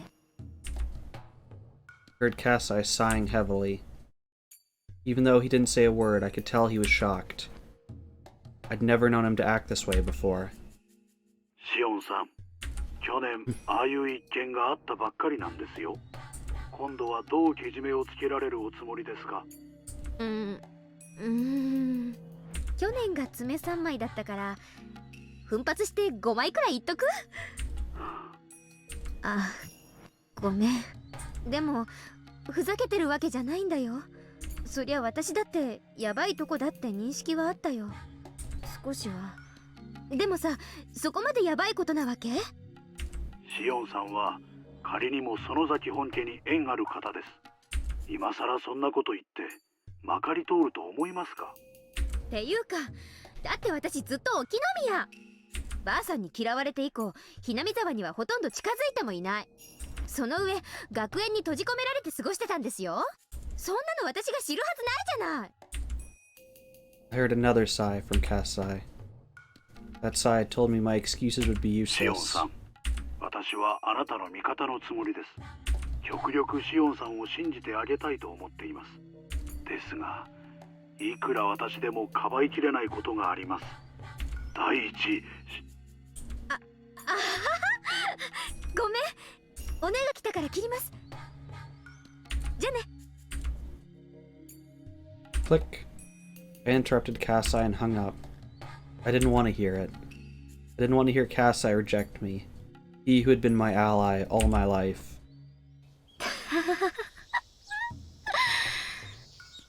チェ、参ったな。 I could hear the sound of the cicadas. The sound made it feel like I was being cooked on a huge frying pan, making a sizzling noise. I couldn't help feeling remorseful. Now I knew that sneaking into the ritual storehouse wasn't a laughing matter. But I really didn't know it at the time. Sure, the door was locked. They didn't want anyone to go in. And why did they change the lock? What did they say? I think it was that Rika-chama said that the previous lock was too heavy for her, so she had it changed to that cheap one. That was how Takano-san broke in. The heavy lock was still there. This wouldn't have happened. I slapped my own forehead. Huh. Then I took a deep breath. I saw your joke, Mim. I just wasn't going to give it any acknowledgement.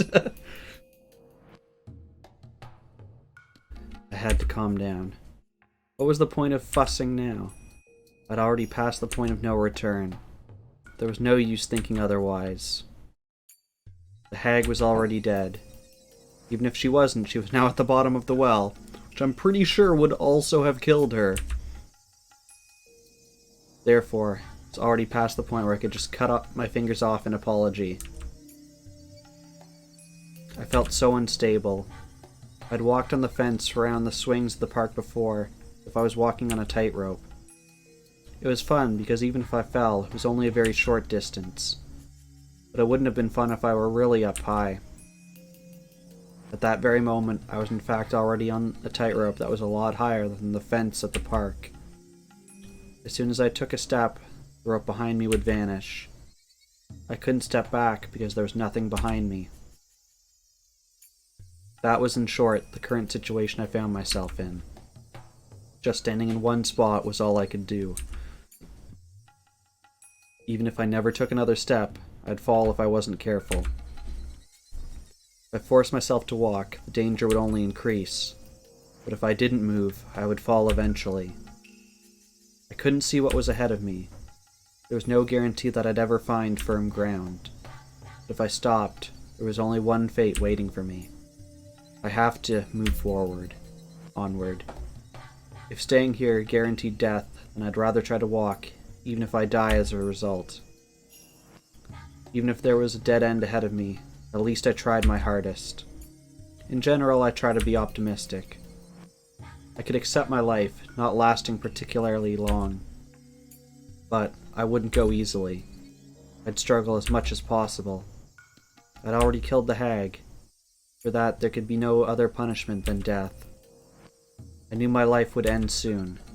In other words, I was actually already dead. 死人がなおもあがこうとしたら、そりゃ特攻あるのみでしょ。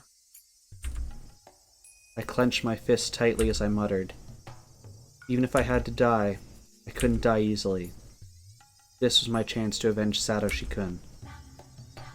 Who did it? For what purpose and why? I was going to investigate. I was going to question. I was going to expose. Yes, I was going to settle the score. I'd carry out the plan I came up with yesterday. I could hide the hag's death somehow. All I'd have to say is she hadn't been feeling well since Watanagashi. I could do it all while pretending to be Mion. Just in case her friends at school became suspicious, maybe I'd start telling them I hadn't been feeling well either. In fact, I did feel groggy from my lack of sleep. When I became Mion, Shion would automatically disappear.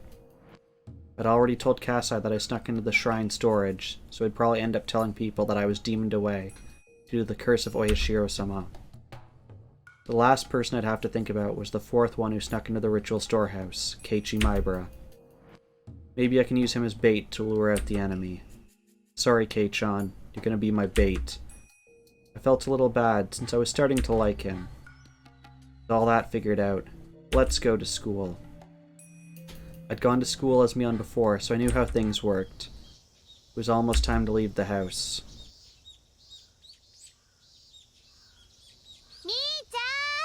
And I think that's probably a good place for us to end it for today.